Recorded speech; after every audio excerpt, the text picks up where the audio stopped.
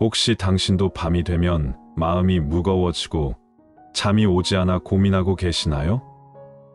침대에 누워서도 머릿속은 온갖 생각들로 가득 차 있고 눈을 감아도 잠은 오지 않고 오히려 걱정만 더 커지는 그런 밤을 보내고 계신가요? 현대인들에게 이런 불면의 밤은 더 이상 낯선 일이 아닙니다. 직장에서의 스트레스, 경제적 압박, 가족과의 갈등, 건강에 대한 염려, 그리고 미래에 대한 불확실성이 우리의 마음을 짓눌러 평안한 잠자리마저 빼앗아가고 있습니다. 특히 인생의 무게를 많이 경험하신 분들일수록 밤의 고독감과 외로움이 더욱 깊게 다가옵니다. 그런데 놀라운 사실은 이런 현대인의 고민이 성경 시대에도 동일했다는 것입니다. 3000년 전 기록된 시편에는 우리와 똑같은 고민을 안고 살았던 사람들의 솔직한 마음이 그대로 담겨 있습니다. 그들도 밤잠을 이루지 못했고 온갖 걱정에 시달렸으며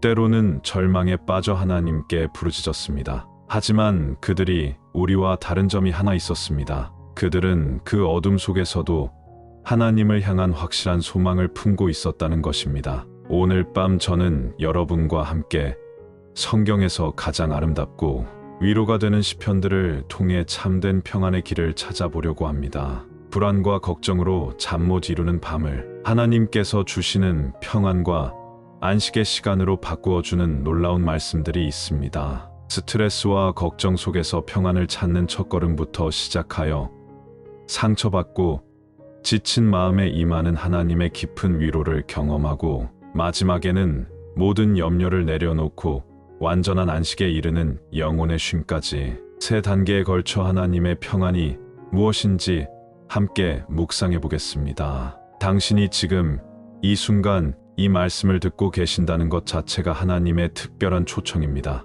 오늘 밤 하나님의 말씀이 당신의 마음에 깊은 평안과 쉼을 가져다 주시기를 간절히 소망합니다. 그럼 잠 못 이루는 밤, 스트레스와 걱정 속에서 평안을 찾는 첫걸음에 대해 말씀드리겠습니다. 당신이 지금 이 시간에 이 말씀을 듣고 계신다는 것은 결코 우연이 아닙니다. 혹시 오늘 밤도 마음이 불안하고 잠이 오지 않아 이곳에 오셨나요?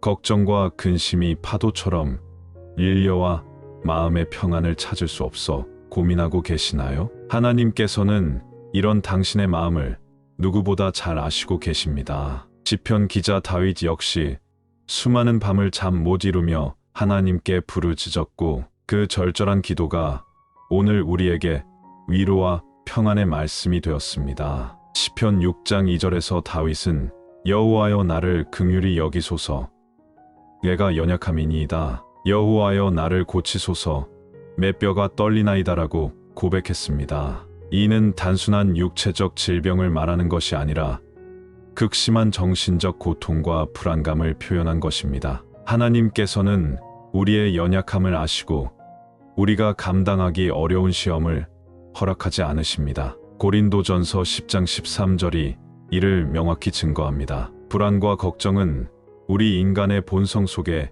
깊이 뿌리박혀 있는 감정입니다. 그러나 하나님께서는 이런 우리를 그냥 내버려 두지 않으십니다. 시편을 통해 우리에게 구체적인 해답과 위로를 주셨습니다. 시편 23편 4절에서 내가 사망의 음침한 골짜기로 다닐지라도 해를 두려워하지 않을 것은 주께서 나와 함께 하심이라고 선포한 것처럼 하나님은 우리가 가장 어둡고 절망적인 순간에도 함께 하시는 분입니다. 당신의 불면의 밤이 바로 하나님과의 깊은 만남의 시간이 될 수 있습니다. 시편 119편 105절은 주의 말씀은 내 발의 등이요 내 길의 빛이니이다라고 말씀합니다. 어둠 속에서 방향을 잃고 헤매는 우리에게 하나님의 말씀이 바로 그 등불이 되어 줍니다. 잠 못 이루는 밤의 고통은 현대인들에게 매우 익숙한 경험입니다. 직장에서의 스트레스,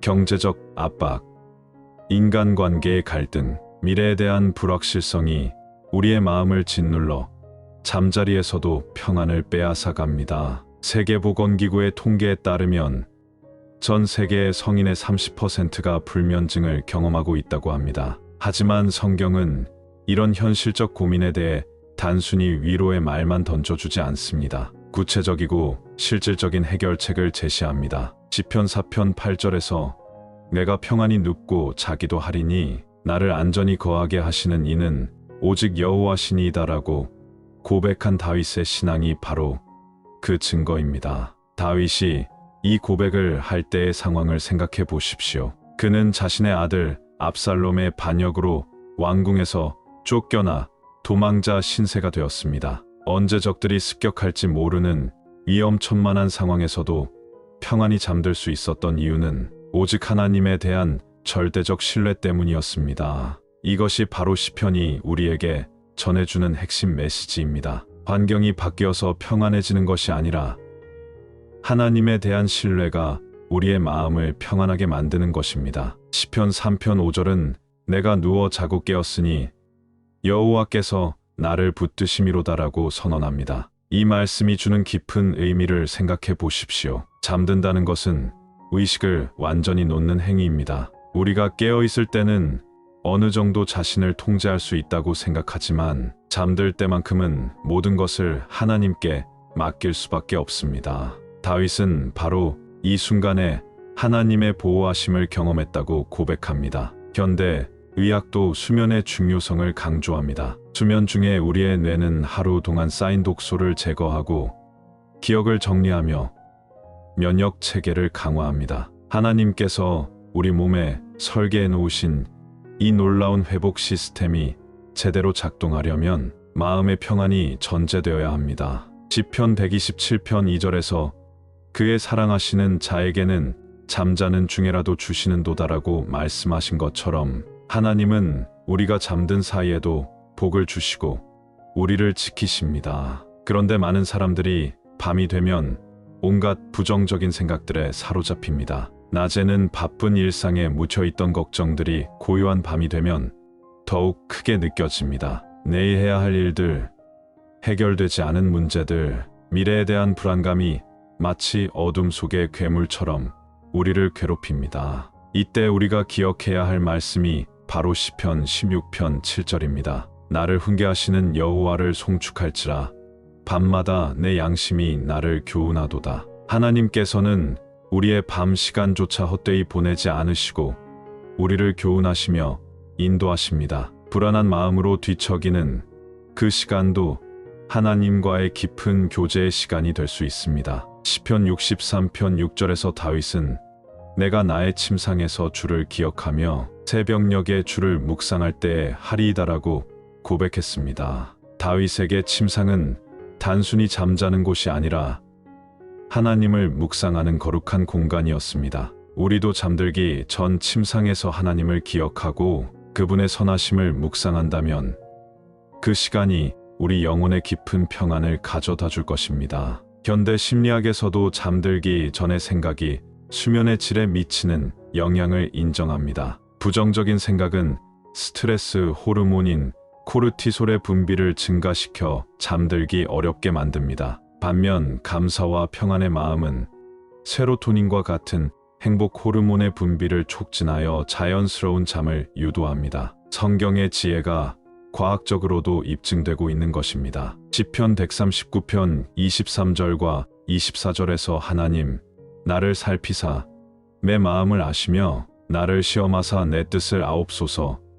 내게 무슨 악한 행위가 있나 보시고 나를 영원한 길로 인도하소서라고 기도했습니다. 이는 자기 성찰과 회개의 기도입니다. 잠들기 전에 하루를 돌아보며 하나님 앞에서 자신을 돌아보는 시간을 갖는 것이 얼마나 중요한지를 보여줍니다. 때로는 우리가 잠들지 못하는 이유가 마음 깊은 곳에 있는 죄책감이나 후회 때문일 수도 있습니다. 시편 3편 5절은 내가 누워 자고 깨었으니 여호와께서 나를 붙드심이로다라고 선언합니다. 이 말씀이 주는 깊은 의미를 생각해 보십시오. 잠든다는 것은 의식을 완전히 놓는 행위입니다. 우리가 깨어있을 때는 어느 정도 자신을 통제할 수 있다고 생각하지만 잠들 때만큼은 모든 것을 하나님께 맡길 수밖에 없습니다. 다윗은 바로 이 순간에 하나님의 보호하심을 경험했다고 고백합니다. 현대 의학도 수면의 중요성을 강조합니다. 수면 중에 우리의 뇌는 하루 동안 쌓인 독소를 제거하고 기억을 정리하며 면역 체계를 강화합니다. 하나님께서 우리 몸에 설계해 놓으신 이 놀라운 회복 시스템이 제대로 작동하려면 마음의 평안이 전제되어야 합니다. 시편 127편 2절에서 그의 사랑하시는 자에게는 잠자는 중에라도 주시는도다라고 말씀하신 것처럼 하나님은 우리가 잠든 사이에도 복을 주시고 우리를 지키십니다. 그런데 많은 사람들이 밤이 되면 온갖 부정적인 생각들에 사로잡힙니다. 낮에는 바쁜 일상에 묻혀있던 걱정들이 고요한 밤이 되면 더욱 크게 느껴집니다. 내일 해야 할 일들, 해결되지 않은 문제들, 미래에 대한 불안감이 마치 어둠 속의 괴물처럼 우리를 괴롭힙니다. 이때 우리가 기억해야 할 말씀이 바로 시편 16편 7절입니다. 나를 훈계하시는 여호와를 송축할지라 밤마다 내 양심이 나를 교훈하도다. 하나님께서는 우리의 밤 시간조차 헛되이 보내지 않으시고 우리를 교훈하시며 인도하십니다. 불안한 마음으로 뒤척이는 그 시간도 하나님과의 깊은 교제의 시간이 될 수 있습니다. 시편 63편 6절에서 다윗은 내가 나의 침상에서 주를 기억하며 새벽녘에 주를 묵상할 때에 하리이다라고 고백했습니다. 다윗에게 침상은 단순히 잠자는 곳이 아니라 하나님을 묵상하는 거룩한 공간이었습니다. 우리도 잠들기 전 침상에서 하나님을 기억하고 그분의 선하심을 묵상한다면 그 시간이 우리 영혼의 깊은 평안을 가져다 줄 것입니다. 현대 심리학에서도 잠들기 전의 생각이 수면의 질에 미치는 영향을 인정합니다. 부정적인 생각은 스트레스 호르몬인 코르티솔의 분비를 증가시켜 잠들기 어렵게 만듭니다. 반면 감사와 평안의 마음은 세로토닌과 같은 행복 호르몬의 분비를 촉진하여 자연스러운 잠을 유도합니다. 성경의 지혜가 과학적으로도 입증되고 있는 것입니다. 시편 139편 23절과 24절에서 하나님, 나를 살피사 내 마음을 아시며 나를 시험하사 내 뜻을 아옵소서. 내게 무슨 악한 행위가 있나 보시고 나를 영원한 길로 인도하소서라고 기도했습니다. 이는 자기 성찰과 회개의 기도입니다. 잠들기 전에 하루를 돌아보며 하나님 앞에서 자신을 돌아보는 시간을 갖는 것이 얼마나 중요한지를 보여줍니다. 때로는 우리가 잠들지 못하는 이유가 마음 깊은 곳에 있는 죄책감이나 후회 때문일 수도 있습니다. 요한일서 1장 9절에서 만일 우리가 우리 죄를 자백하면 그는 미쁘시고 이루우사 우리 죄를 사하시며 우리를 모든 불의에서 깨끗하게 하실 것이오라고 약속하셨습니다. 하나님께 진실한 마음으로 회개할 때 우리의 양심이 깨끗해지고 평안한 잠을 잘 수 있게 됩니다. 시편 15편 1절에서 내가 평안히 눕고 자기도 하리니 나를 안전히 거하게 하시는 이는 오직 여호와시니이다라고 고백한 다윗의 신앙 고백을 다시 한번 깊이 묵상해 보십시오. 여기서 평안히 눕는다는 것은 단순히 몸을 침대에 눕히는 행위가 아닙니다. 히브리어 원문에서 이 표현은 완전한 신뢰와 안정감 속에서 모든 걱정을 내려놓는다는 의미를 담고 있습니다. 현대인들이 가장 어려워하는 것이 바로 이것입니다. 머리로는 하나님을 믿는다고 하면서도 실제로는 모든 것을 자신이 통제하려고 하고 걱정과 불안 속에서 하루하루를 보내고 있습니다. 그러나 성경은 우리에게 완전히 다른 삶의 방식을 제시합니다. 베드로전서 5장 7절에서 너희 염려를 다 주께 맡기라 이는 그가 너희를 돌보심이라고 명령하시는 것처럼 우리의 모든 걱정과 염려를 하나님께 맡기는 것이 신앙인의 마땅한 자세입니다. 시편 91편은 하나님의 보호하심에 대한 가장 강력한 선언 중 하나입니다. 지존자의 은밀한 곳에 거하는 자는 전능하신 자의 그늘 아래 거하리로다라는 1절 말씀으로 시작하여 그가 너를 새 사냥꾼의 올무에서와 극한 연병에서 건지시리로다.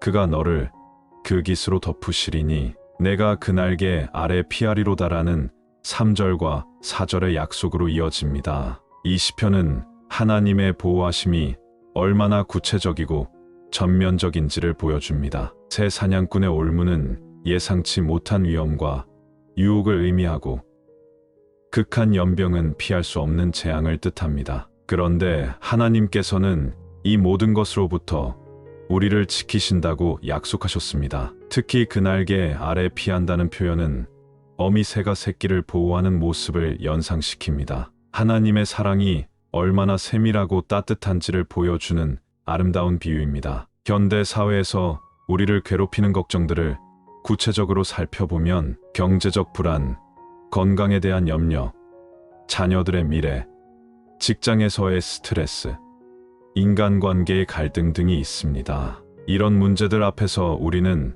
종종 무력감을 느끼고 절망에 빠지기 쉽습니다. 하지만 시편 37편 4절과 5절은 우리에게 전혀 다른 관점을 제시합니다. 또한 여호와를 기뻐하라. 그가 내 마음의 소원을 내게 이루어 주시리로다. 내 길을 여호와께 맡기라. 그를 의지하면 그가 이루시고. 이 말씀은 우리가 하나님을 기뻐하고 그분께 우리의 길을 맡길 때 하나님께서 우리의 소원을 이루어 주신다는 약속입니다. 여기서 중요한 것은 순서입니다. 먼저 하나님을 기뻐하고 그 다음에 우리의 길을 맡기는 것입니다. 하나님을 기뻐한다는 것은 현재의 어려운 상황에도 불구하고 하나님의 선하심과 신실하심을 인정하고 감사하는 마음을 갖는 것입니다. 빌립보서 4장 6절과 7절에서 바울은 아무것도 염려하지 말고 다만 모든 일에 기도와 간구로 너희 구할 것을 감사함으로 하나님께 아뢰라. 그리하면 모든 지각에 뛰어난 하나님의 평강이 그리스도 예수 안에서 너희 마음과 생각을 지키시리라고 약속했습니다. 이 말씀은 걱정을 해결하는 구체적인 방법을 제시합니다. 기도와 간구와 감사가 바로 그 해답입니다. 기도는 하나님과의 대화이고 간구는 구체적인 요청이며 감사는 이미 받은 은혜와 앞으로 받을 응답에 대한 믿음의 표현입니다. 이 세 가지가 조화를 이룰 때 하나님의 평강이 우리 마음을 지켜주신다는 약속입니다. 시편 14절과 15절에서 그러므로 나는 여호와를 바라리니 예 영혼이 주를 바라며 내가 그의 말씀을 바라는도다.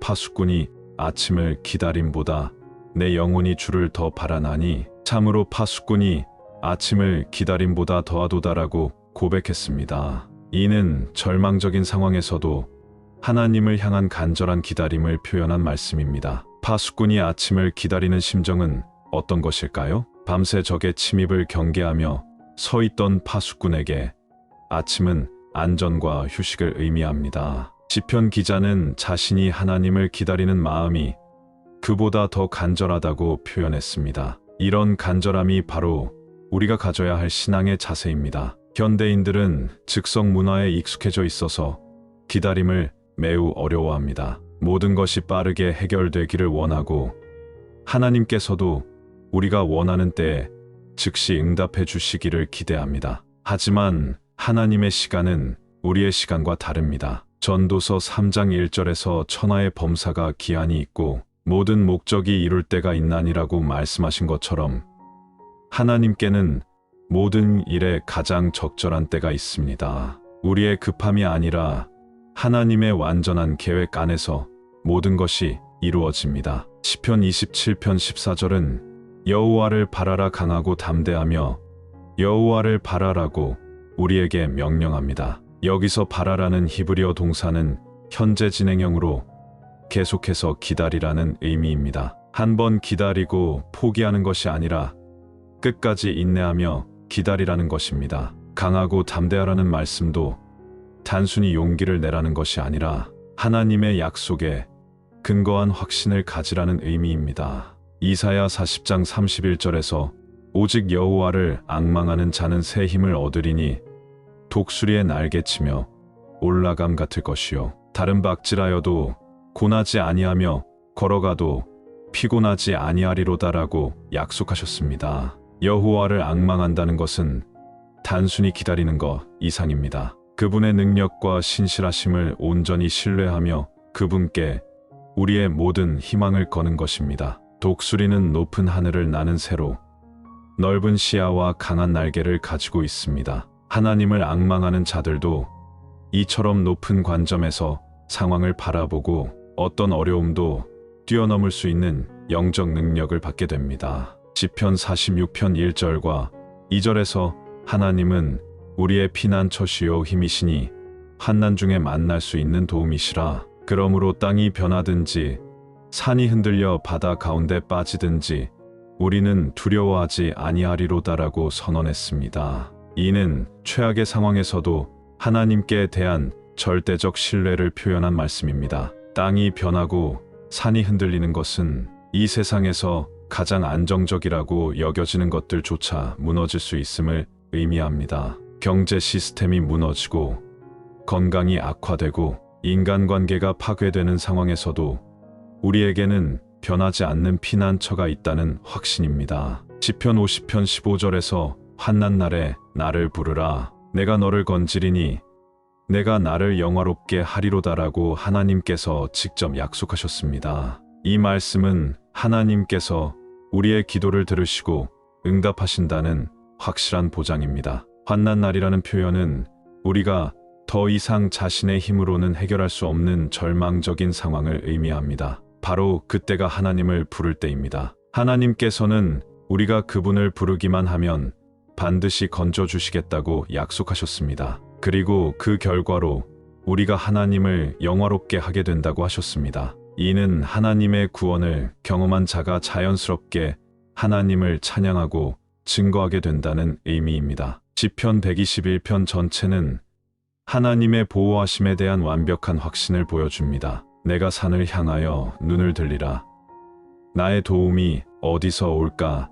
나의 도움은 천지를 지으신 여호와에게서로다라는 1절과 2절로 시작하여 여호와께서 너를 지키시되 여호와께서 내 우편에서 내 그늘이 되시나니 낮에 해가 너를 상하게 하지 아니하며 밤의 달도 너를 해하지 아니하리로다라는 5절과 6절의 약속으로 이어집니다. 이 시편은 하나님의 보호가 24시간 지속된다는 것을 강조합니다. 낮에도 밤에도 나갈 때도 들어올 때도 지금부터 영원까지 하나님께서 우리를 지키신다고 약속하셨습니다. 잠들기 전 이 말씀을 묵상하며 하나님의 보호하심을 확신할 때 우리는 어떤 걱정도 내려놓고 평안한 잠에 들 수 있습니다. 시편 62편 1절과 2절에서 나의 영혼이 잠잠히 하나님만 바라며 나의 구원이 그에게서 나는도다. 오직 그만이 나의 반석이시요 나의 구원이시요 나의 산성이시니 내가 크게 요동하지 아니하리로다라고 고백했습니다. 잠잠히 바란다는 것은 조급해하지 않고 하나님의 때를 기다리는 것입니다. 현대인들이 가장 어려워하는 것 중 하나가 바로 이 잠잠함입니다. 끊임없이 무언가를 해야 하고 계속 움직여야 한다고 생각합니다. 하지만 때로는 멈추고 잠잠히 하나님만 바라보는 것이 가장 지혜로운 선택입니다. 시편 46편 10절에서 너희는 가만히 있어 내가 하나님 됨을 알지어다. 내가 문나라 중에서 높임을 받으리라. 내가 세계 중에서 높임을 받으리라고 말씀하신 것처럼 가만히 있을 때 하나님의 역사하심을 더 분명히 볼 수 있습니다. 마지막으로 시편 103편 전체는 우리에게 깊은 위로를 줍니다. 여호와여 내가 깊은 곳에서 주께 부르짖었나이다라는 1절로 시작하여 내가 여호와를 기다리며 예 영혼이 기다리며 내가 그의 말씀을 바라는도다라는 5절로 이어집니다. 깊은 곳이라는 것은 절망의 나락, 더 이상 내려갈 곳이 없는 최악의 상황을 의미합니다. 그런 곳에서도 하나님께 부르짖을 수 있다는 것이 얼마나 큰 은혜인지 모릅니다. 오늘 밤 당신이 어떤 어려움 가운데 있든지 어떤 걱정이 당신을 괴롭히고 있든지 이 시편들의 말씀을 마음에 새기고 하나님께 모든 것을 맡기시기 바랍니다. 하나님께서는 당신을 사랑하시고 당신의 기도를 들으시며 반드시 가장 좋은 때에 가장 좋은 방법으로 응답해 주실 것입니다. 잠들기 전 마지막으로 시편 23편 4절의 말씀으로 마음을 평안케 하십시오. 내가 사망의 음침한 골짜기로 다닐지라도 해를 두려워하지 않을 것은 주께서 나와 함께 하심이라. 주의 지팡이와 막대기가 나를 안위하시나이다. 하나님께서 당신과 함께 하십니다. 앞서 우리가 함께 나눈 평안의 말씀들이 당신의 마음에 작은 위로가 되었기를 소망합니다. 그럼 더 깊이 하나님의 품 안에서 회복되는 영혼의 쉼에 대해 계속해서 말씀드리겠습니다. 때로는 단순히 잠들지 못하는 것을 넘어서 우리의 마음 깊은 곳에 치유받지 못한 상처들이 자리하고 있을 때가 있습니다. 오랫동안 묻어두었던 아픔들, 누구에게도 털어놓지 못한 외로움, 반복되는 실패와 좌절감이 우리의 영혼을 짓누르고 있을 수 있습니다. 하나님께서는 이런 우리의 상태를 모르지 않으십니다. 시편 23편 2절에서 그가 나를 푸른 풀밭에 눕히시며 쉴 만한 물가로 인도하시는 도다라고 말씀하신 것처럼 하나님은 지친 우리 영혼에게 참된 쉼을 주시는 분입니다. 푸른 풀밭은 생명력과 평안함을 상징하고 쉴 만한 물가는 영혼의 갈증이 해소되는 곳을 의미합니다. 현대 심리학에서 말하는 트라우마나 정서적 상처는 단순히 시간이 지난다고 해서 저절로 치유되지 않습니다. 적절한 치료와 회복의 과정이 필요합니다. 그런데 성경은 이보다 더 근본적인 치유의 길을 제시합니다. 시편 147편 3절에서 상심한 자들을 고치시며 그들의 상처를 싸매시는 도다라고 선언하셨습니다. 하나님께서는 단순히 증상을 완화시키는 것이 아니라 마음의 상처를 근본적으로 치유하시는 분입니다. 상심한 자들이라는 히브리어 표현은 마음이 완전히 부서진 상태를 묘사합니다. 그런데 하나님께서는 바로 그런 자들을 고치신다고 약속하셨습니다. 우리가 얼마나 깊이 상처받았든지, 얼마나 절망적인 상황에 있든지 상관없습니다. 시편 34편 18절은 여호와는 마음이 상한 자를 가까이 하시고 충심으로 통회하는 자를 구원하시는 도다라고 말씀합니다. 마음이 상한 자를 가까이 하신다는 표현이 얼마나 따뜻한지요. 하나님께서는 상처받은 자들을 멀리하지 않으시고 오히려 더 가까이 다가오십니다. 이는 예수님께서 이 땅에 오신 목적과도 일치합니다. 누가복음 4장 18절에서 주의 성령이 내게 임하셨으니 이는 가난한 자에게 복음을 전하게 하시려고 내게 기름을 부으시고 나를 보내사 포로된 자에게 자유를, 문먼 자에게 다시 보게 함을 전파하며 눌린 자를 자유롭게 하고라고 선언하셨습니다. 가난한 자, 포로된 자, 문먼 자, 눌린 자는 모두 도움이 필요한 연약한 존재들을 가리킵니다. 예수님은 바로 이런 자들을 위해 오셨습니다. 우리가 살아가면서 경험하는 상처의 종류는 다양합니다. 어린 시절 받은 상처, 사랑하는 사람의 배신, 꿈의 좌절, 경제적 실패, 건강의 악화, 가족 관계의 파탄 등이 우리의 마음에 깊은 상흔을 남깁니다. 이런 상처들은 때로 우리로 하여금 하나님까지도 의심하게 만들고 인생 자체에 대해 절망하게 만듭니다. 시편 22편 1절에서 다윗은 나의 하나님, 나의 하나님, 어찌하여 나를 버리셨나이까라고 절규했습니다. 이는 예수님께서 십자가에서 인용하신 말씀이기도 합니다. 하나님의 사람조차도 때로는 하나님께 버림받았다고 느낄 만큼 깊은 고통을 경험한다는 것입니다. 그러나 이 시편은 절망으로 끝나지 않습니다. 시편 22편은 절망적인 부르짖음으로 시작했지만 24절에서 여호와를 경외하는 너희여 그를 찬송하라. 야곱의 모든 후손이여 그에게 영광을 돌리라. 이스라엘의 모든 후손이여 그를 경외하라고 찬송으로 변화됩니다. 이것이 바로 하나님께서 주시는 치유의 과정입니다. 절망에서 시작하여 찬송으로 끝나는 놀라운 변화입니다. 우리의 상처와 아픔이 하나님의 손길을 통해 오히려 더 깊은 신앙과 감사의 근거가 될 수 있다는 것입니다. 시편 30편 11절과 12절에서 주께서 나의 슬픔이 변하여 춤이 되게 하시며 나의 베옷을 벗기고 기쁨으로 띠띠우셨나이다. 이는 잠깐 할지언정 주의 노는 생명이 있음이라. 저녁에는 울음이 깃들일지라도 아침에는 기쁨이 오리로다라고 선언했습니다. 이 말씀은 우리에게 희망을 줍니다. 현재의 고통이 영원하지 않다는 것, 하나님께서 반드시 우리의 슬픔을 기쁨으로 바꾸어 주신다는 약속입니다. 베옷은 애곡할 때 입는 거친 옷으로 슬픔과 절망을 상징합니다. 그런데 하나님께서는 그 베옷을 벗기고 기쁨으로 띠를 띄우신다고 하셨습니다. 이는 완전한 회복과 변화를 의미합니다. 현대 의학에서도 정서적 치유의 중요성을 강조합니다. 마음의 상처가 치유되지 않으면 육체적 질병으로도 이어질 수 있다는 것이 과학적으로 입증되었습니다. 스트레스 호르몬인 코르티솔이 지속적으로 분비되면 면역 체계가 약화되고 각종 질병에 노출되기 쉬워집니다. 반면 감사와 기쁨의 감정은 엔돌핀과 세로토닌 같은 행복 호르몬의 분비를 촉진하여 자연 치유력을 높입니다. 성경의 지혜가 현대의 과학으로도 입증되고 있는 것입니다. 시편 55편 22절에서 내 짐을 여호와께 맡기라.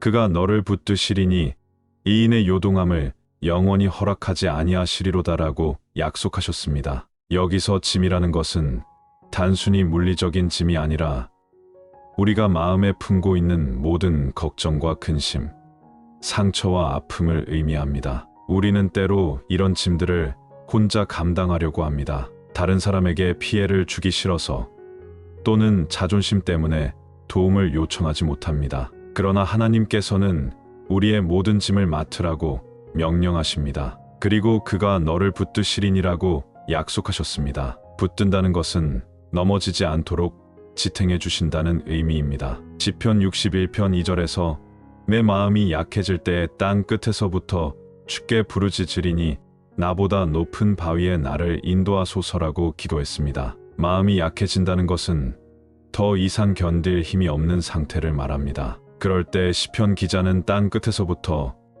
즉 아무리 멀리 떨어져 있어도 하나님께 부르짖었습니다. 그리고 나보다 높은 바위에 인도해달라고 요청했습니다. 바위는 안전하고 견고한 피난처를 상징합니다. 우리보다 높은 곳에 있는 바위는 우리가 닿을 수 없는 곳이지만 하나님께서 인도해 주시면 그곳에 피할 수 있다는 믿음의 고백입니다. 때로는 우리의 상처가 너무 깊어서 스스로는 도저히 치유받을 수 없다고 느껴집니다. 전문적인 상담이나 치료가 필요할 수도 있습니다. 그런 것들도 하나님께서 우리에게 주신 도구들입니다. 하지만 궁극적인 치유는 하나님께로부터 나옵니다. 시편 103편 전체는 하나님의 자비하심에 대한 깊은 묵상입니다. 내 영혼아 여호와를 송축하라. 내 속에 있는 것들아 다 그의 거룩한 이름을 송축하라고 시작하여 그가 내 모든 죄악을 사하시며 내 모든 병을 고치시며 내 생명을 파멸해서 구속하시고 인자와 긍휼로 관을 씌우시며라고 선언합니다. 이 말씀에서 주목할 점은 하나님의 치유가 전인적이라는 것입니다. 죄악을 사하시고 병을 고치시며 생명을 파멸해서 구속하시고 인자와 긍휼로 관을 씌우신다는 표현은 영적, 정서적, 육체적, 사회적 모든 영역에서의 완전한 회복을 의미합니다. 우리가 경험하는 상처는 대부분 이 모든 영역이 복합적으로 연결되어 있습니다. 단순히 한 부분만 치유되어서는 완전한 회복이 어렵습니다. 하나님께서는 우리 존재의 모든 부분을 아시고 전체적으로 치유해 주시는 분입니다. 시편 103편 13절과 14절에서 아버지가 자식을 불쌍히 여김같이 여호와께서 자기를 경외하는 자를 불쌍히 여기시나니 이는 그가 우리의 본체를 아시며 우리가 진토임을 기억하심이로다라고 말씀하셨습니다. 하나님께서는 우리를 불쌍히 여기시는데 그것이 아버지가 자식을 불쌍히 여기는 것과 같다고 하셨습니다. 이는 단순한 동정심이 아니라 깊은 사랑에서 우러나오는 긍휼입니다. 우리의 본체를 아신다는 것은 우리의 연약함과 한계를 완전히 이해하신다는 의미입니다. 우리가 진토, 즉 흙으로 만들어진 연약한 존재임을 기억하신다는 것은 우리에게 무리한 요구를 하지 않으신다는 뜻입니다. 현대 사회에서 많은 사람들이 완벽주의에 시달리고 있습니다. 자신에게 지나친 기대를 하고 실패할 때마다 자책감에 빠집니다. 그러나 하나님께서는 우리의 연약함을 아시고 그것을 받아주십니다. 시편 103편 8절에서 여호와는 자비로우시며 은혜로우시며 노하기를 더디하시며 인자하심이 풍부하시도다라고 선언했습니다. 노하기를 더디하신다는 것은 우리의 실수와 부족함에 대해 즉시 심판하지 않으신다는 의미입니다. 충분한 기회를 주시고 회복할 시간을 허락하십니다. 시편 27편 13절과 14절에서 악인이 의인을 치려고 칼을 빼며 활을 당겼으나 그들의 칼은 오히려 그들의 양심을 찌르고 그들의 활은 부러지리로다. 의인의 적은 소유가 악인의 풍부함보다 낫도다라고 말씀하셨습니다. 때로는 우리를 해치려는 사람들 때문에 상처를 받습니다. 악의적인 공격이나 부당한 대우를 받을 때 우리는 깊은 분노와 좌절감을 느낍니다. 그러나 하나님께서는 악인들의 계획이 오히려 그들에게 해가 될 것이라고 약속하셨습니다. 우리는 복수할 필요가 없습니다. 하나님께서 공의로 심판하실 것입니다. 시편 73편은 악인들의 형통함을 보고 흔들렸던 아삽의 고백입니다. 그는 13절에서 내가 내 마음을 정의하며 내 손을 씻어 무죄하다 한 것이 실로 헛되도다라고 탄식했습니다. 선하게 살려고 노력했지만 오히려 고난만 당하는 현실에 대한 절망감입니다. 그러나 그는 17절에서 하나님의 성소에 들어갈 때까지는 그들의 종말을 깨닫지 못하였도다라고 고백합니다. 하나님의 관점에서 보면 모든 것이 달라집니다. 시편 73편 25절과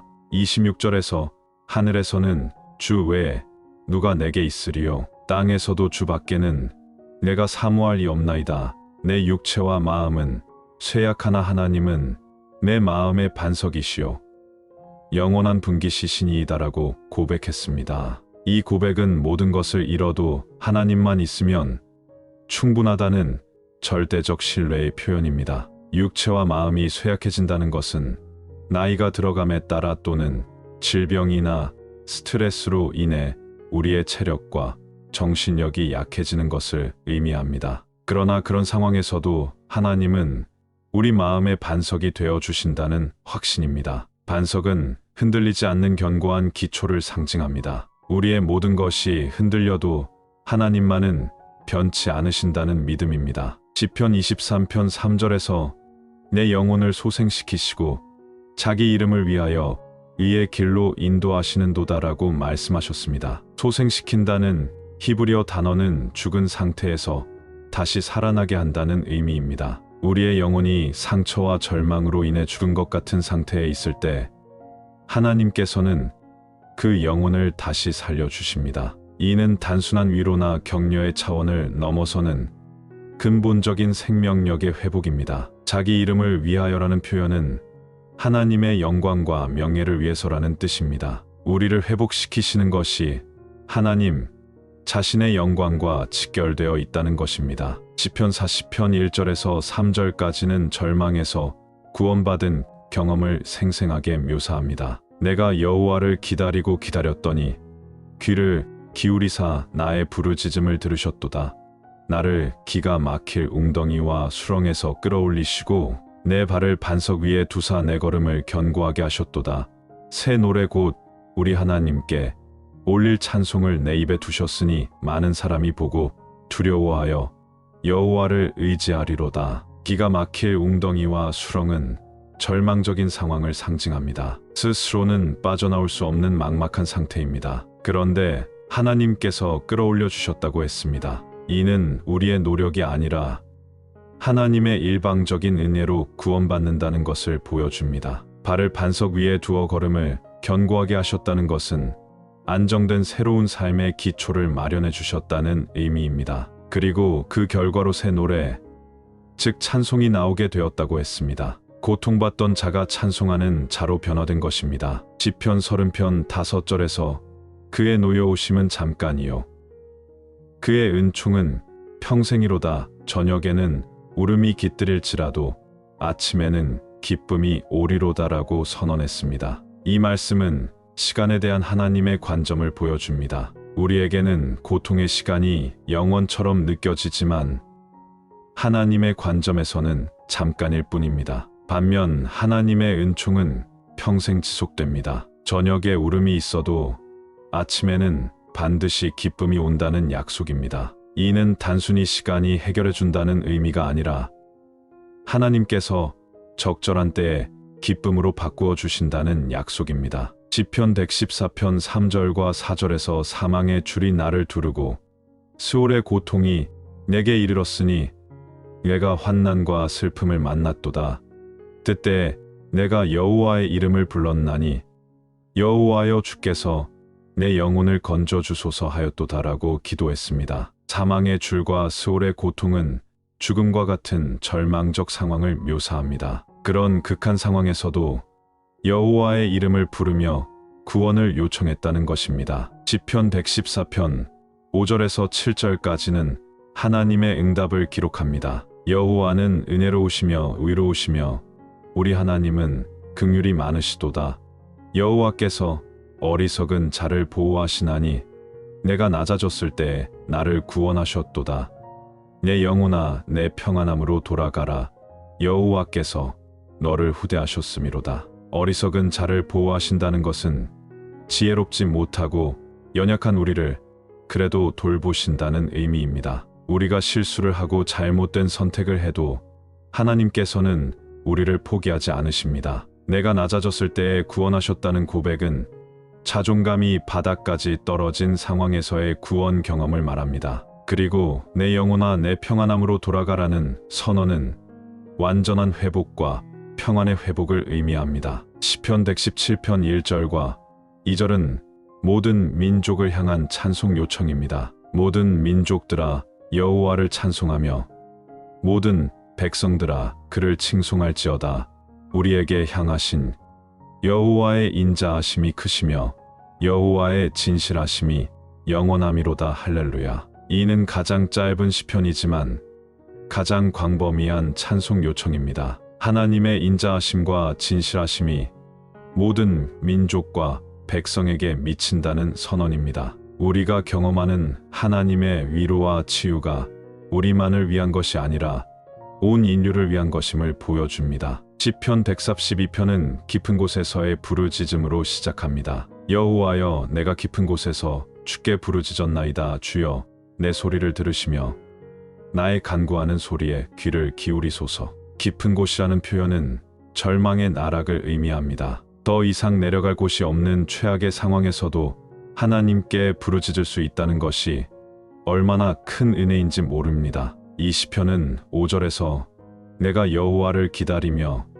내 영혼이 기다리며 내가 그의 말씀을 바라는도다라고 고백하며 6절에서 파수꾼이 아침을 기다림보다 내 영혼이 주를 더 바라나니 참으로 파수꾼이 아침을 기다림보다 더하도다라고 강조합니다. 이는 절망적인 상황에서도 포기하지 않는 끈질긴 기다림을 보여줍니다. 파수꾼이 아침을 기다리는 심정은 밤새 위험을 경계하며 서 있던 자가 안전한 아침을 간절히 기다리는 마음입니다. 우리가 하나님을 기다리는 마음이 그보다 더 간절해야 한다는 교훈입니다. 시편 139편 7절에서 12절까지는 하나님의 전지전능하심에 대한 고백입니다. 내가 주의 영을 떠나 어디로 가며 주의 앞에서 어디로 피하리이까.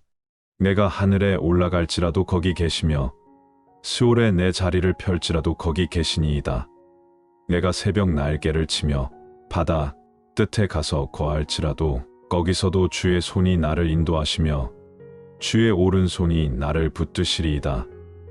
내가 혹시 말하기를 흑암이 반드시 나를 덮고 나를 두른 빛은 밤이 되리라 할지라도 주에게서는 흑암이 숨기지 못하며 밤이 낮과 같이 비추이나니 주에게는 흑암과 빛이 같음이니이다. 이 말씀은 어떤 상황에서도 하나님께서 우리와 함께 하신다는 약속입니다. 하늘 끝에서도 땅 끝에서도 심지어 죽음의 영역인 스올에서도 하나님이 계십니다. 가장 어두운 흑암도 하나님 앞에서는 빛과 같다는 선언입니다. 우리가 아무리 절망적인 상황에 있어도 하나님의 임재에서 벗어날 수 없다는 위로입니다. 시편 139편 13절과 14절에서 주께서 내 내장을 지으시며 나의 모태에서 나를 만드셨나이다.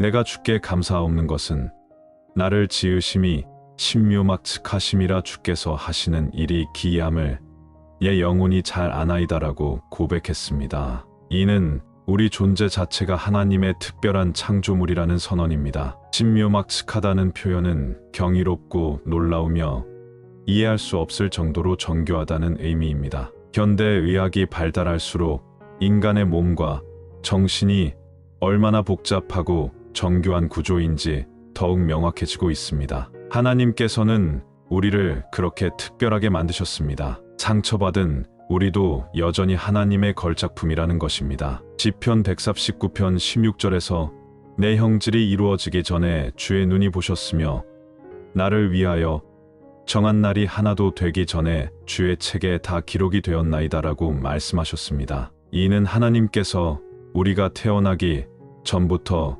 우리의 삶을 계획하셨다는 의미입니다. 우리의 모든 날들이 하나님의 책에 기록되어 있다는 것은 우리 인생에 하나님의 목적과 계획이 있다는 확신을 줍니다. 현재의 고통과 상처도 하나님의 전체적인 계획 안에서 의미가 있다는 것입니다. 시편 139편 17절과 18절에서 하나님이여 주의 생각이 내게 어찌 그리 보배로우신지요. 그 수가 어찌 그리 많은지요. 내가 세려고 하면 모래보다 많나이다.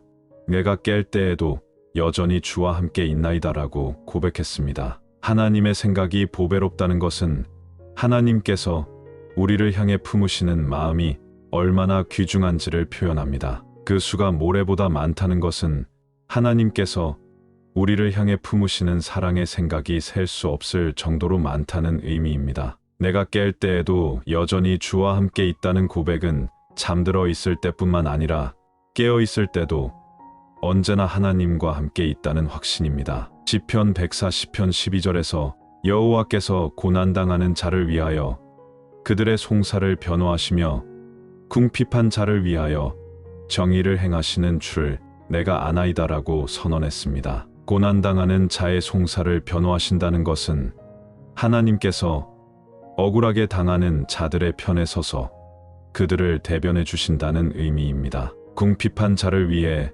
정의를 행하신다는 것은 사회적 약자들을 보호하시는 하나님의 성품을 보여줍니다. 우리가 부당한 대우를 받거나 어려운 상황에 처했을 때 하나님께서 우리의 편이 되어 주신다는 확신입니다. 시편 145편 14절에서 여호와께서 넘어지는 자들을 붙드시며 기굴한 자들을 일으키시는 도다라고 약속하셨습니다. 넘어지는 자들을 붙드신다는 것은 실패와 좌절로 인해 쓰러진 자들을 일으켜 세워주신다는 의미입니다. 비굴한 자들이라는 표현은 자존감을 잃고 움츠러든 자들을 가리킵니다. 하나님께서는 그런 자들을 일으키신다고 약속하셨습니다. 이는 단순히 외적인 상황을 개선해 주시는 것을 넘어서 내면의 자존감과 존재 가치를 회복해 주신다는 의미입니다. 마지막으로 시편 146편 1절에서 3절까지는 우리의 마음을 평안케 하는 아름다운 비유를 제시합니다. 내가 교만하지 아니하고 내 눈이 오만하지 아니하며 큰 일과 내가 감당하지 못할 놀라운 일을 행하지 아니하나이다.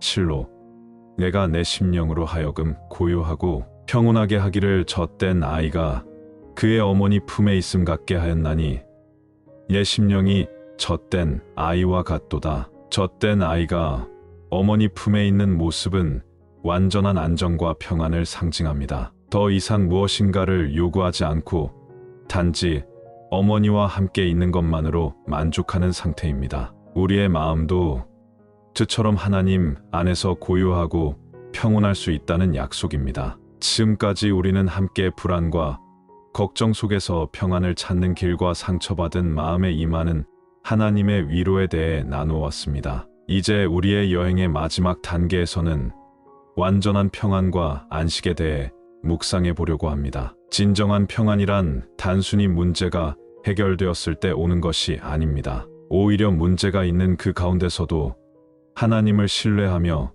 누리는 마음의 고요함입니다. 시편 46편 10절에서 너희는 가만히 있어 내가 하나님 됨을 알지어다.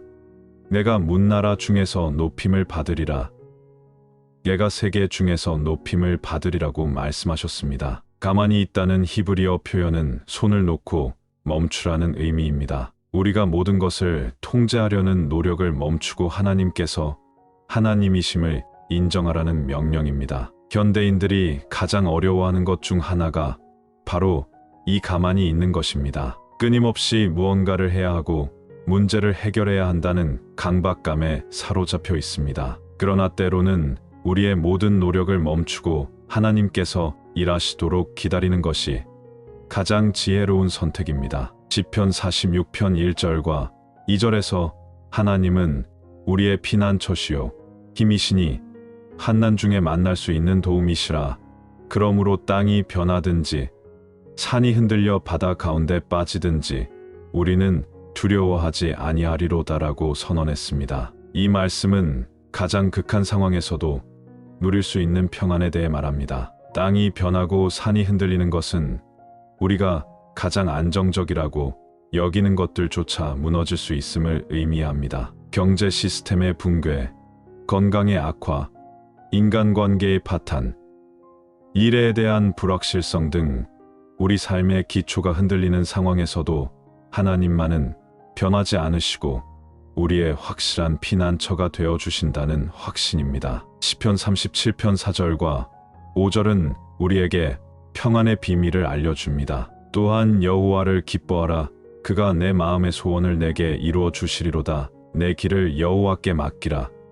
그를 의지하면 그가 이루시고. 여기서 순서가 중요합니다. 먼저 여호와를 기뻐하고 그 다음에 우리의 길을 맡기라고 하셨습니다. 하나님을 기뻐한다는 것은 현재의 어려운 상황에도 불구하고 하나님의 선하심과 신실하심을 인정하고 감사하는 마음을 갖는 것입니다. 이런 마음이 선행될 때 비로소 우리는 진정으로 우리의 길을 하나님께 맡길 수 있게 됩니다. 내 길을 맡기라는 것은 우리 인생의 방향과 결정권을 하나님께 완전히 넘겨드리는 것을 의미합니다. 이는 수동적인 체념이 아니라 적극적인 신뢰의 행위입니다. 하나님을 신뢰한다는 것은 그분의 지혜와 사랑이 우리의 지혜와 사랑보다 훨씬 크다는 것을 인정하는 것입니다. 우리는 제한된 시각으로만 상황을 바라보지만 하나님께서는 과거와 현재와 미래를 모두 보시며 우리에게 가장 좋은 것이 무엇인지 아십니다. 때로는 우리가 원하는 것과 하나님께서 주시려는 것이 다를 수 있습니다. 그러나 그럴 때일수록 하나님의 뜻이 더 선하다는 것을 믿고 맡기는 것이 참된 믿음입니다. 시편 37편 7절에서 여호와 앞에서 잠잠하고 참을성 있게 그를 기다리라. 자기 길이 형통하며 악한 꾀를 이루는 자 때문에 불평하지 말지어다라고 권면하셨습니다. 잠잠하고 참을성 있게 기다린다는 것은 조급해하지 않고 하나님의 때를 인내로 기다리는 것을 의미합니다. 현대 사회의 빠른 속도에 익숙해진 우리에게는 이 기다림이 매우 어려운 과제입니다. 모든 것이 즉석에서 해결되기를 원하고 하나님께서도 우리가 원하는 때에 즉시 응답해 주시기를 기대합니다. 그러나 하나님의 시간표는 우리의 시간표와 다릅니다. 전도서 3장 1절에서 천하의 범사가 기한이 있고 모든 목적이 이룰 때가 있나니라고 말씀하신 것처럼 하나님께는 모든 일에 가장 적절한 때가 있습니다. 악한 꾀를 이루는 자 때문에 불평하지 말라는 말씀은 불의가 잠시 승리하는 것처럼 보일 때도 하나님의 공의를 신뢰하라는 뜻입니다. 때로는 의롭지 못한 사람들이 형통한 것처럼 보이고 성실하게 살아가는 우리는 오히려 고난을 당하는 것처럼 느껴질 때가 있습니다. 그러나 이는 일시적인 현상일 뿐입니다. 하나님의 공의는 반드시 실현될 것입니다. 시편 37편 8절과 9절에서 분을 그치고 노를 버리며 불평하지 말라. 오히려 악을 만들 뿐이라. 진실로 악을 행하는 자들은 끊어질 것이나 여호와를 소망하는 자들은 땅을 차지하리로다라고 약속하셨습니다. 분과 노와 불평은 우리의 마음에서 평안을 앗아가는 감정들입니다. 이런 감정들에 사로잡혀 있을 때 우리는 하나님의 평안을 경험할 수 없습니다. 오히려 이런 감정들이 우리로 하여금 악을 행하게 만들 수도 있습니다. 복수심이나 분노에 사로잡혀 우리도 옳지 못한 일을 하게 될 위험이 있다는 것입니다. 그러나 여호와를 소망하는 자들은 땅을 차지한다고 약속하셨습니다. 이는 궁극적인 승리가 하나님을 신뢰하는 자들에게 있다는 선언입니다. 시편 37편 11절에서 오직 온유한 자들은 땅을 차지하며 풍성한 화평으로 즐거워하리로다라고 말씀하셨습니다. 온유하다는 것은 힘이 없어서 순한 것이 아니라 힘이 있으면서도 그것을 절제하며 겸손한 것을 의미합니다. 예수님께서 마태복음 5장 5절에서 온유한 자는 복이 있나니 그들이 땅을 기업으로 받을 것이미요라고 하신 말씀과 같은 맥락입니다. 온유한 자들이 누리는 풍성한 화평은 세상이 줄 수 없는 하나님만이 주실 수 있는 참된 평안입니다. 시편 37편 23절과 24절에서 여호와께서 사람의 걸음을 정하시고 그의 길을 기뻐하시나니 그는 넘어지나 아주 엎드러지지 아니함은 여호와께서 그의 손으로 붙드심이로다라고 약속하셨습니다. 이 말씀은 우리 인생의 모든 과정이 하나님의 인도하심 아래 있다는 확신을 줍니다. 사람의 걸음을 정하신다는 것은 우리의 인생 여정 하나하나가 하나님의 계획 안에 있다는 의미입니다. 그의 길을 기뻐하신다는 것은 하나님께서 우리의 삶을 사랑으로 바라보신다는 뜻입니다. 우리가 넘어질 때도 있지만 아주 엎드러지지는 않는다고 하셨습니다. 이는 실패나 좌절이 있어도 그것이 최종적인 패배가 아니라는 약속입니다. 하나님께서 우리의 손을 붙들고 계시기 때문에 다시 일어설 수 있는 힘을 주신다는 것입니다. 시편 62편 1절과 2절에서 나의 영혼이 잠잠히 하나님만 바라며 나의 구원이 그에게서 나는도다. 오직 그만이 나의 반석이시요 나의 구원이시요 나의 산성이시니 내가 크게 요동하지 아니하리로다라고 고백했습니다. 잠잠히 바란다는 것은 조급해하지 않고 하나님의 때를 기다리는 것입니다. 현대인들이 가장 어려워하는 것 중 하나가 바로 이 잠잠함입니다. 끊임없이 무언가를 해야 하고 계속 움직여야 한다고 생각합니다. 소셜미디어의 발달로 우리는 매 순간 자극적인 정보에 노출되어 있고 조용한 시간을 견디기 어려워합니다. 그러나 하나님과의 깊은 만남은 이런 잠잠함 속에서 일어납니다. 하나님만 바란다는 것은 다른 모든 것에 대한 기대를 내려놓고 오직 하나님께만 희망을 거는 것입니다. 우리는 종종 여러 가지 대안을 준비해 놓고 살아갑니다. 하나님께서 응답하지 않으시면 다른 방법으로라도 문제를 해결하려고 합니다. 그러나 참된 신앙은 하나님 외에는 다른 대안이 없다는 확신에서 나옵니다. 반석이라는 표현은 견고하고 흔들리지 않는 기초를 의미합니다. 산성은 적의 공격으로부터 보호받을 수 있는 요새를 뜻합니다. 하나님께서는 우리에게 이 모든 것이 되어 주십니다. 시편 62편 5절에서 8절까지는 이런 신뢰의 고백을 반복하며 강조합니다. 나의 영혼아 잠잠히 하나님만 바라라. 물은 나의 소망이 그로부터 나는도다. 오직 그만이 나의 반석이시요 나의 구원이시요 나의 산성이시니 내가 흔들리지 아니하리로다. 하나님은 나의 구원과 영광이시니 예 힘의 반석과 피난처는 하나님께 있도다. 백성들아 시시로 그를 의지하고 그의 앞에 마음을 토하라. 하나님은 우리의 피난처시로다. 자기 자신에게 말하듯이 내 영혼아 잠잠히 하나님만 바라라고 다시 한번 강조하는 것은 이것이 얼마나 중요한 신앙의 자세인지를 보여줍니다. 우리의 소망이 하나님으로부터 나온다는 고백은 다른 어떤 것도 우리에게 참된 희망을 줄 수 없다는 인식입니다. 사람들에게 마음을 토하라는 것은 우리의 모든 감정과 생각을 하나님 앞에 솔직하게 털어놓으라는 의미입니다. 하나님께서는 우리의 연약함과 두려움을 다 아시고 받아주시는 분입니다. 시편 121편은 하나님의 보호하심에 대한 완벽한 확신을 노래합니다. 내가 산을 향하여 눈을 들리라. 나의 도움이 어디서 올까? 나의 도움은 천지를 지으신 여호와에게서로다라는 1절과 2절로 시작하여 여호와께서 너를 지키시되 여호와께서 내 우편에서 내 그늘이 되시나니라는 5절로 이어집니다. 산을 향하여 눈을 든다는 것은 높은 곳을 바라본다는 의미로 인간적인 도움이 아닌 하나님께로부터 오는 도움을 구하는 자세를 보여줍니다. 천지를 지으신 여호와라는 표현은 하나님의 전능하심을 강조합니다. 온 우주를 창조하신 하나님께서 우리 개인의 작은 문제까지도 돌보신다는 것이 얼마나 큰 위로인지 모릅니다. 내 우편에서 내 그늘이 되신다는 것은 가장 가까운 곳에서 보호해 주신다는 의미입니다. 중동 지방의 뜨거운 태양 아래서 그늘은 생명을 보호하는 필수적인 요소입니다. 하나님께서 바로 그런 보호막이 되어 주신다는 약속입니다. 시편 121편 3절과 4절에서 여호와께서 너로 실족하지 않게 하시며 너를 지키시는 이가 졸지 아니하시리로다.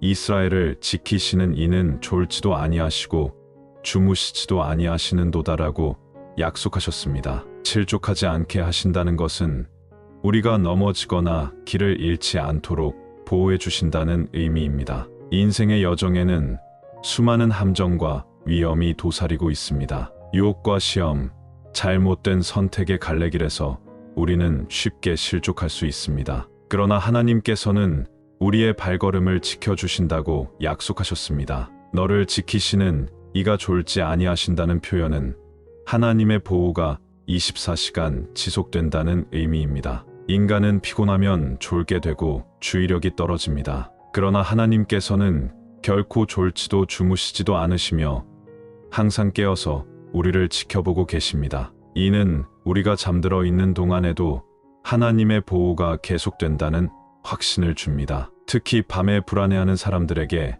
이 말씀은 큰 위로가 됩니다. 우리가 의식을 잃고 있는 그 시간에도 하나님께서는 깨어서 우리를 지키고 계십니다. 시편 121편 6절에서 8절까지는 하나님의 보호가 전면적이고 영원하다는 것을 강조합니다. 낮의 해가 너를 상하게 하지 아니하며 밤의 달도 너를 해하지 아니하리로다. 여호와께서 너를 지켜 모든 환난을 면하게 하시며 또 내 영혼을 지키시리로다.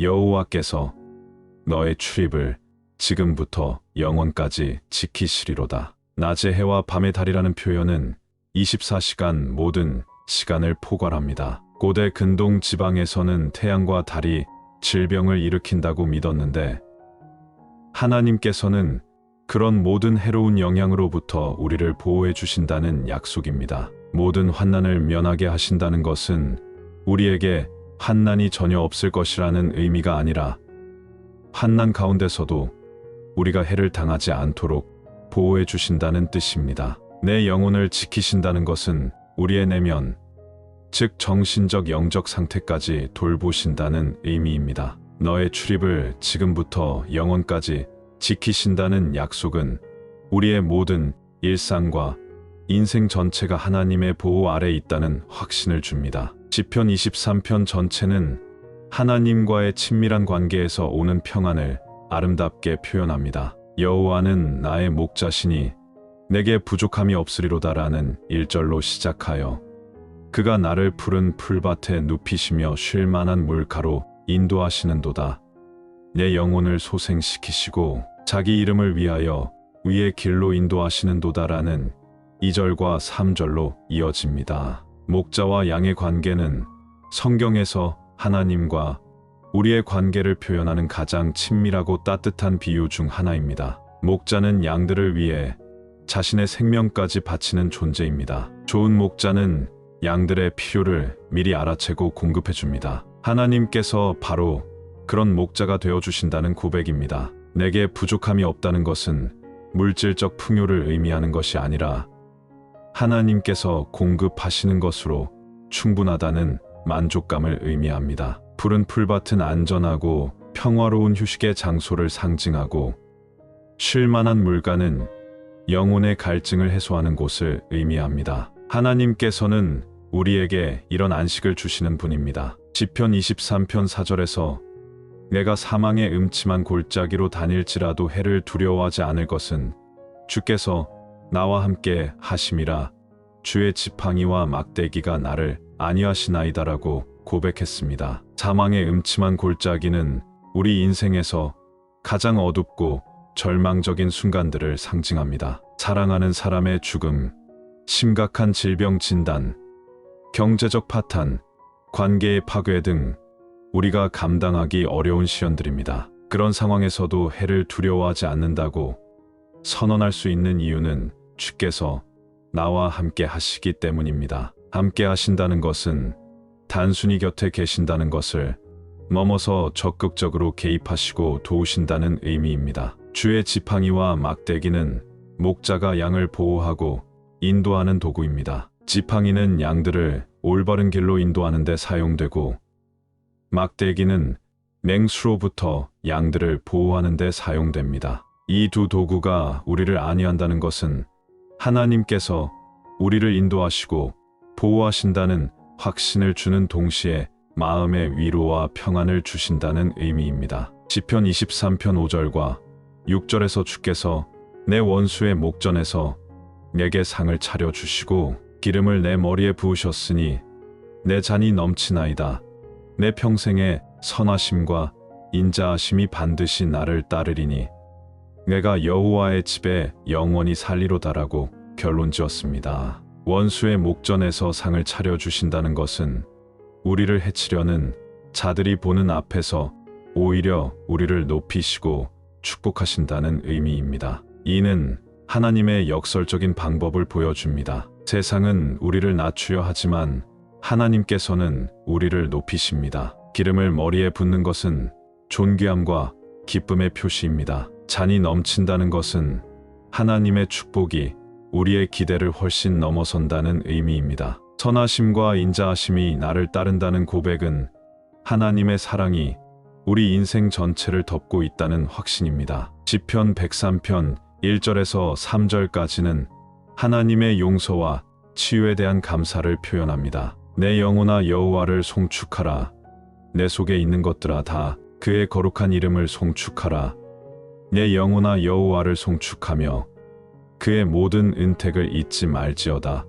그가 내 모든 죄악을 사하시며 내 모든 병을 고치시며 내 속에 있는 것들이 다 하나님을 송축하라는 것은 우리 존재의 모든 부분이 하나님께 감사해야 한다는 의미입니다. 우리의 이성과 감정, 의지와 몸 전체가 하나님의 은혜로 살고 있기 때문입니다. 그의 모든 은택을 잊지 말라는 권면은 우리가 얼마나 쉽게 하나님의 은혜를 당연하게 여기며 잊어버리는지를 보여줍니다. 감사는 평안의 근원입니다. 하나님께서 베푸신 은혜를 기억하고 감사할 때 우리 마음에 평안이 임합니다. 모든 죄악을 사하시고 모든 병을 고치신다는 약속은 하나님의 치유가 전인적임을 보여줍니다. 영적인 문제와 육체적인 문제를 모두 해결해 주시는 분이 하나님이십니다. 시편 103편 14절에서 16절까지는 인간의 연약함과 하나님의 영원하심을 대조합니다. 이는 그가 우리의 본체를 아시며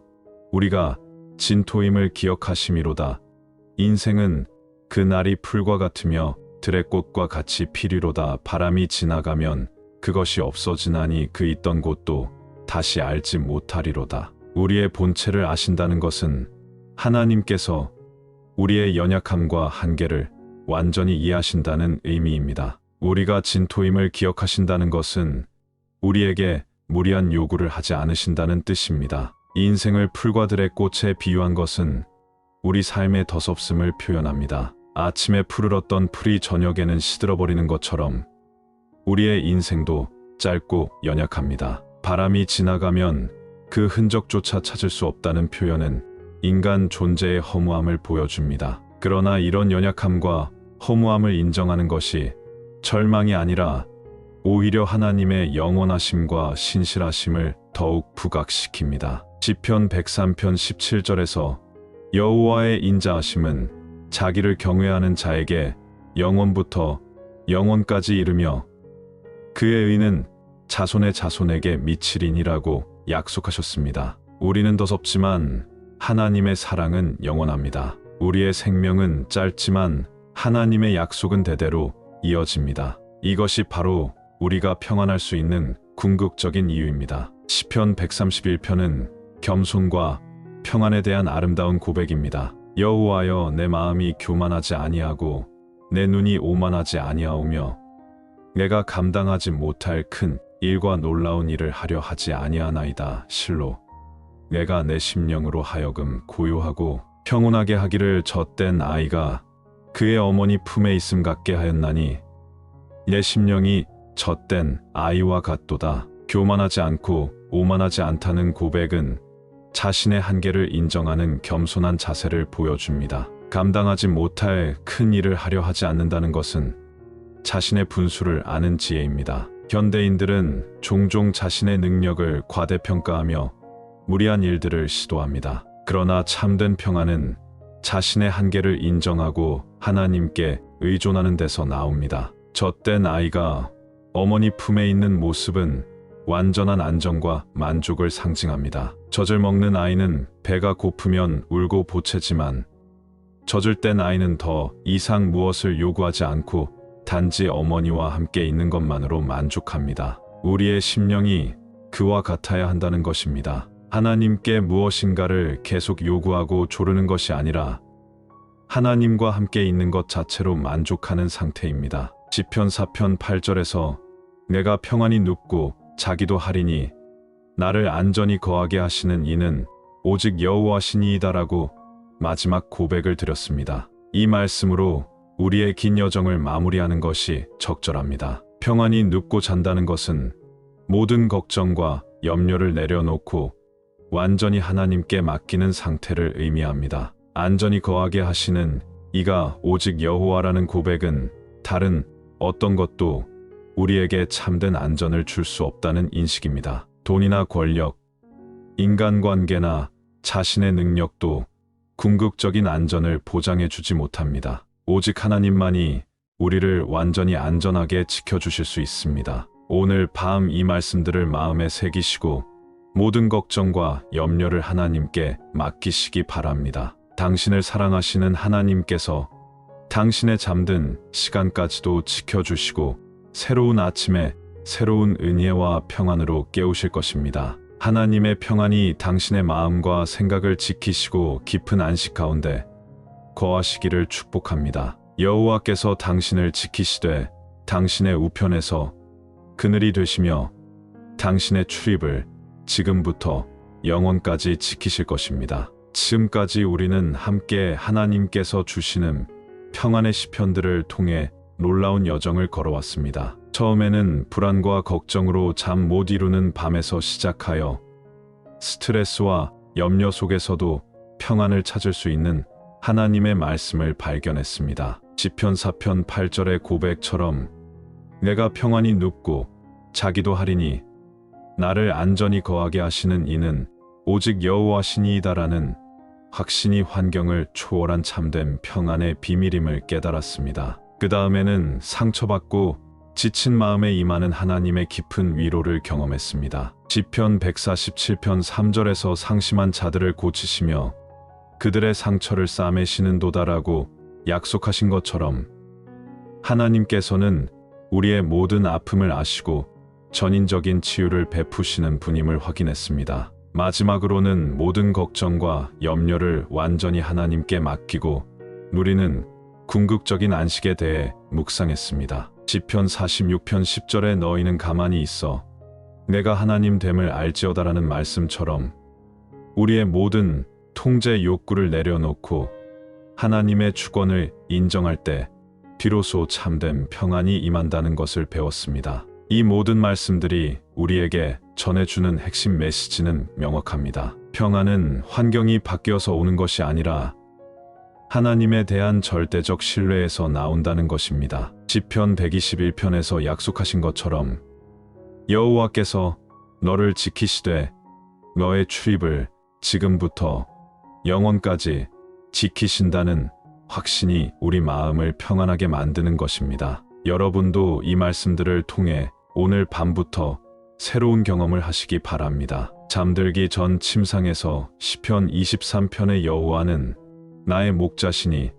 내게 부족함이 없으리로다를 묵상해 보십시오. 하루의 걱정들을 하나하나 하나님께 맡기며 시편 55편 22절에 내 짐을 여호와께 맡기라.